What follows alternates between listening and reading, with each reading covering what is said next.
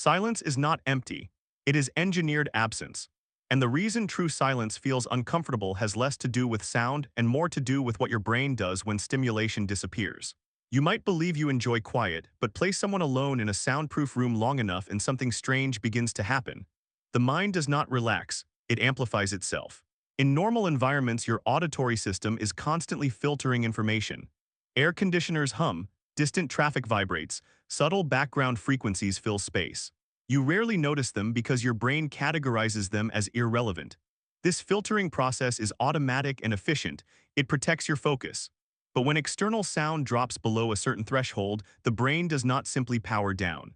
It increases sensitivity. Anechoic chambers are designed to absorb nearly all sound reflections. People who enter them often report hearing their own heartbeat, the movement of joints, even subtle digestive processes. These internal sounds were always present, but external noise masked them. When silence removes the mask, your awareness shifts inward. What feels like quiet becomes hyperperception. The discomfort begins because the brain expects input. For millions of years, silence signaled danger. In nature, sudden stillness often meant a predator nearby. Evolution wired your nervous system to treat prolonged silence as a potential threat. When ambient sound disappears completely, vigilance rises. Heart rate can subtly increase. Muscles tighten. The body prepares for uncertainty. There is also the psychological layer. Modern life rarely allows uninterrupted quiet. Constant stimulation has trained the brain to expect distraction. Music, conversation, notifications, background media. Silence interrupts that flow. Without external engagement, the mind turns toward unresolved thoughts. Memories surface, worries expand, self-evaluation intensifies. It is not the silence itself that feels heavy. It is the content that emerges inside it.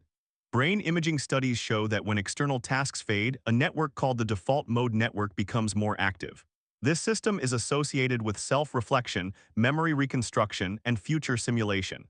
In quiet moments, the brain begins reviewing past experiences and projecting possible futures. This can produce insight, creativity, and planning. It can also produce anxiety if the internal narrative is unresolved. Silence removes friction between thought and awareness. There is nothing to buffer you from yourself. In moderate doses, this can be restorative. In extended exposure without mental training, it can feel overwhelming. That is why practices like meditation require gradual adaptation. Learning to sit with quiet requires retraining the brain's response to internal noise. Interestingly, silence also sharpens perception when reintroduced to sound. Musicians often use controlled quiet before performance to heighten sensitivity. When the auditory system resets, subtle frequencies become more vivid.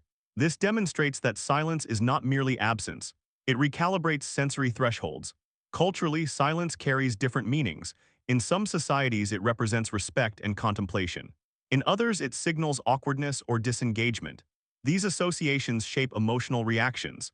If silence has been linked to tension in your experiences, your body may react with discomfort automatically. There is another paradox. While total silence can feel unsettling, constant noise exhausts the brain. Continuous stimulation prevents neural recovery. Research suggests that periods of quiet support memory consolidation and emotional regulation. The brain uses low stimulation intervals to organize information and strengthen neural connections. Without these intervals, cognitive fatigue accumulates. So why does silence feel uncomfortable yet necessary at the same time? Because it exposes the dual nature of your mind. On one side, your nervous system evolved to detect change and protect survival. On the other, your consciousness requires pauses to integrate experience. Silence triggers vigilance while enabling restoration. Modern environments rarely allow natural gradients of sound. Urban settings maintain steady background noise. Digital devices fill gaps instantly. True quiet becomes rare. When it does occur, it feels unfamiliar.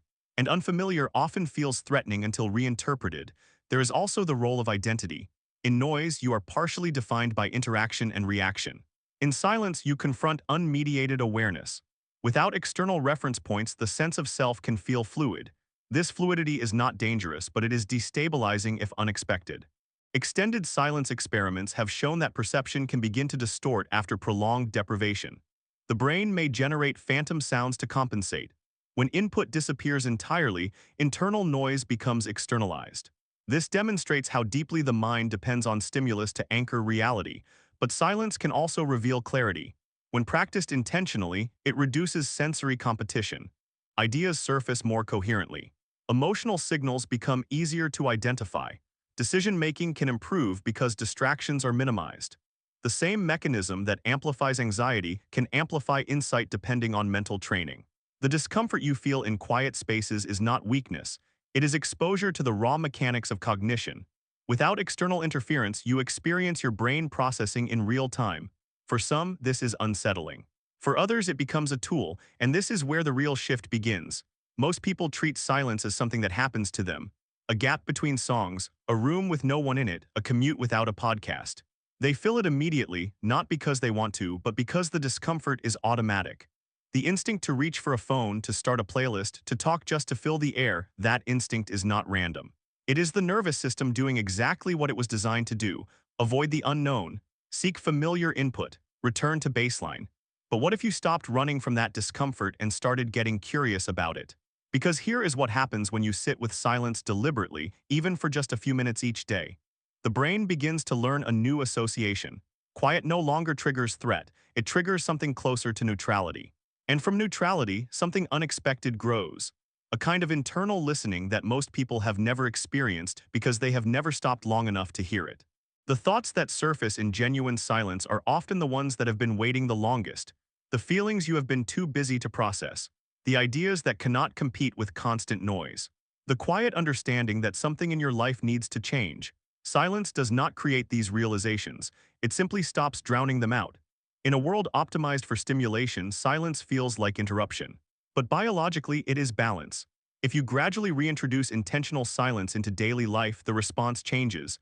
The nervous system recalibrates, vigilance decreases, internal dialogue becomes less reactive. What once felt heavy becomes spacious. The brain learns that quiet does not signal danger, it signals opportunity. Perhaps the most revealing truth is this: silence does not create thoughts, it reveals them. Noise hides internal complexity behind constant input. When the input stops, awareness expands inward. And maybe the reason true silence unsettles you is not because it is empty, it is because it is honest. And honesty, as it turns out, is the rarest thing in a world built on distraction. You do not need an anechoic chamber. You do not need a mountain retreat or a meditation course. You need only to stop, deliberately, repeatedly, and without apology. 5 minutes in the morning before the phone, a walk without earphones, a meal without a screen. These are not luxuries, they are maintenance. They are the moments your brain uses to catch up with your life. Silence is not the absence of something important. It is the presence of everything you have been too loud to notice. And perhaps that is the most radical act available to you in the modern world. Not productivity, not optimization, not doing more, simply stopping, choosing to be unreachable for a moment, choosing to exist without output, without performance, without the constant pressure of response. There is a version of you that exists beneath the noise. Not a better version, not a hidden genius waiting to emerge, just a clearer one. A version that knows what it actually wants rather than what it has been conditioned to reach for. A version that can feel the difference between genuine desire and manufactured urgency. That version does not require years of therapy or weeks of retreat. It requires only quiet, offered consistently and without negotiation.